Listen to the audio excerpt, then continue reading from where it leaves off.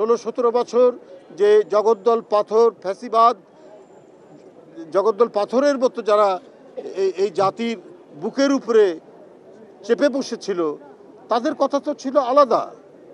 এখন তো সেই সরকার নেই, সেই দুঃশাসন নেই, সেই ফ্যাসিস্ট নেই।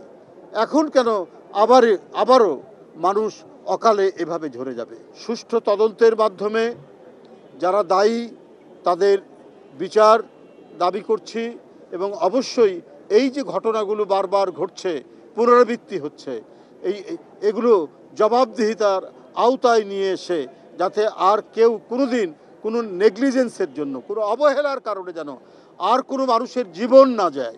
এই বিভিন্ন গ্রামান্তর থেকে চাকরির সন্ধানে নিজের পরিবারকে বাঁচানোর জন্য যারা ছুটে এসে এখানে চাকরির জন্য এসেছিলেন, তারা কোথায় তাদের চাকরি, কোথায় তাদের পরিবারের ভরণ পোষণ, সব কিছুকে বিসর্জন দিয়ে তারা আজকে পৃথিবী থেকে। দলের ভারপ্রাপ্ত চেয়ারম্যান জনাব তারেক রহমানের পক্ষ থেকে তিনি এই ঘটনা শুনেই সাথে সাথে শোক বাণী তিনি দিয়েছেন, এবং তিনি আমাকে বলেছেন অকুস্থলে চলে যাওয়ার জন্য।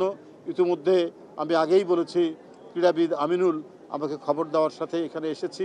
আমি এই হতাহত পরিবারের তাদের শোক, তাদের বেদনার সাথে আমি সহমর্মিতা জ্ঞাপন করছি এবং সরকারের প্রতি আহ্বান জানাচ্ছি, আর কতদিন এই কেমিক্যাল কারখানা, বিভিন্ন কি বলে প্লাজা ধ্বংস হয়ে আমরা শুধু মানুষের মৃত্যুর মিছিল এবং মৃত্যুর লাশ আমরা গুনব।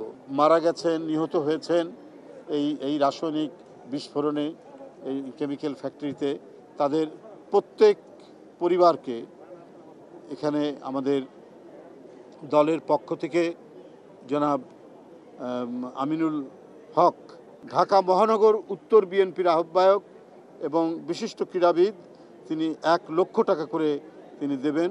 এইটা আমি তার পক্ষ থেকে, দলের পক্ষ থেকে আপনাদেরকে আমি জিনিসটা জ্ঞাপন করলাম।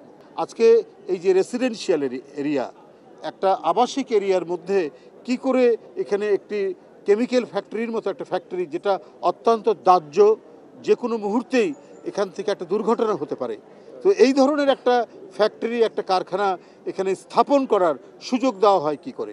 বাংলাদেশ জাতীয়তাবাদী দলের পক্ষ থেকে আমি আপনাদের কাছে এইটুকু বলতে চাই, যদি জনগণ আমাদেরকে ভোট দেয় তাহলে এই সমস্ত বিষয়গুলোর দিকে অত্যন্ত দৃষ্টি দেওয়া হবে, তীক্ষ্ণ দৃষ্টি দেওয়া হবে, যাতে করে মানে একটি আবাসিক এলাকা, সেখানেই ইন্ডাস্ট্রি, সেখানেই শিক্ষা প্রতিষ্ঠান, সেখানেই ওই কি বলে যে গাড়ির গ্যারেজ, সেখানেই বাস স্ট্যান্ড, এইভাবে হবে না।